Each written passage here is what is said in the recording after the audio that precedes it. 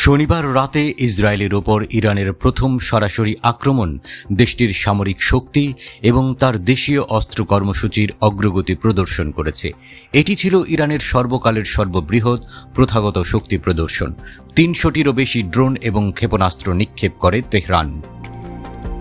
শনিবারের হামলায় ব্যবহৃত যুদ্ধাস্ত্র এবং আঞ্চলিক প্রতিরক্ষা ব্যবস্থার সাফল্য বিশ্লেষণ করেছেন গবেষকরা।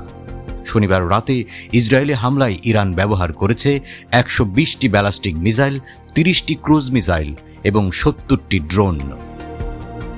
ড্রোন শাহেদ 136, দৈর্ঘ্য ১১.৫ ফুট, প্রস্থ ৮ ফুট, ওজন ৪৪০ পাউন্ড, সর্বোচ্চ গতি ঘণ্টায় ১১৫ মাইল, পাল্লা ১১০০ থেকে ১৫০০ মাইল। এই ড্রোনটির নাকের দিকে একটি ওয়ারহেড রয়েছে এবং এতে ক্যামেরাও রয়েছে।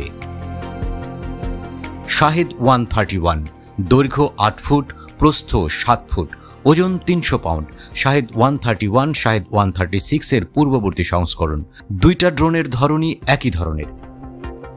ক্রুজ মিসাইল পাবে, সর্বোচ্চ সীমা ১০২৫ মাইল, উন্মোচন করা হয় ২০২৩ সালে। ব্যালিস্টিক মিসাইল খাইবার শেকান, দৈর্ঘ্য ৩৪ ফুট, সর্বোচ্চ সীমা ৯০০ মাইল, ওয়ারহেড ওজন ১১০০ পাউন্ড, উন্মোচন ২০২২ সাল। এই ব্যালিস্টিক মিসাইলটির নির্মাতা IRGC।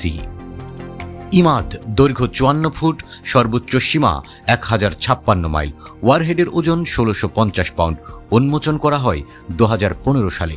এই ব্যালিস্টিক মিসাইলটিও ইরানের নিজেদের তৈরি। কঠিন জ্বালানি ব্যবহার করা হয় এতে। শাহাব ৩ ক্ষেপণাস্ত্রের ভিত্তিতে এটি তৈরি করা হয়। গাদর, দৈর্ঘ্য ৫৪ ফুট, সর্বোচ্চ সীমা ১২১১ মাইল, ওয়ারহেডের ওজন ১৭৬০ পাউন্ড, উন্মোচন করা হয় ২০০৭ সালে। শনিবার রাতে ইসরায়েলে হামলায় ইরান এই ড্রোন আর ক্ষেপণাস্ত্রগুলোই ব্যবহার করে। ইরান যা ব্যবহার করেনি, সেজ্জিল 1, দৈর্ঘ্য ৬০ ফুট, ব্যাস ৪.১ ফুট, সর্বোচ্চ সীমা ১২৪৩ মাইল, ওয়ারহেডের ওজন ১৫৪০ পাউন্ড, উন্মোচন করা হয় ২০১১ সালে। এটি একটি সারফেস টু সারফেস মিসাইল।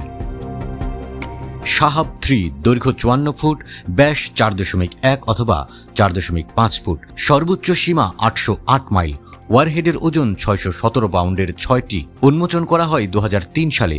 উত্তর কোরিয়ার নডং 1-এর ভিত্তিতে এটি তৈরি করা হয়েছে। পারমাণবিক অস্ত্র নিয়ন্ত্রণের উইসকনসিন প্রকল্পে ইরানের ক্ষেপণাস্ত্র কর্মসূচি অধ্যয়নকারী গবেষক জন ক্রজিজানিয়াক বলেছেন, ইরান মূলত তার সমস্ত কিছু ছুড়ে দিয়েছে যা ইসরায়েলের ভূখণ্ডে পৌঁছাতে পারে। বিশেষজ্ঞরা বলেছেন, সেজিল 1 এবং শাহাব 3 ক্ষেপণাস্ত্রগুলিকে আক্রমণ থেকে বাদ দেওয়া হয়েছে।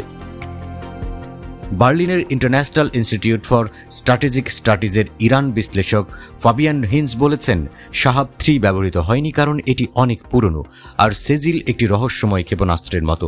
ইরান এটি খুব কম ব্যবহার করে। অন্যান্য বিশ্লেষকরা উল্লেখ করেছেন যে সেজিল উৎপাদন করা ব্যয়বহুল ছিল এবং এটি আর উৎপাদনে নাও থাকতে পারে। একক হামলায় ১০০টিরও বেশি ব্যালিস্টিক ক্ষেপণাস্ত্র মোতায়েন প্রস্তাব করে যে ইরানের কাছে প্রায় ৩,০০০ ব্যালিস্টিক ক্ষেপণাস্ত্র মজুদ রয়েছে বলে যে পূর্বের অনুমান ছিল তা সম্ভবত সঠিক। কয়েক মিনিটের ব্যবধানে ১০০টিরও বেশি ব্যালিস্টিক ক্ষেপণাস্ত্র নিক্ষেপের মানে হল ইরানের কমপক্ষে ১০০টি লঞ্চার রয়েছে। ইরানের ব্যালিস্টিক ক্ষেপণাস্ত্র অস্ত্রভাণ্ডার মধ্যপ্রাচ্যের যে কোনো দেশের মধ্যে সবচেয়ে বড়, প্রায় পুরোটাই স্বদেশী। ইরানের সশস্ত্র বাহিনীর মুখপাত্র আবুল ফজল শেখারচি বলেছেন, ইসরায়েলের বিরুদ্ধে হামলায় ব্যবহৃত অস্ত্রগুলি কেবলমাত্র দেশটির সামরিক শক্তির একটি ভগ্নাংশকেই প্রতিনিধিত্ব করে।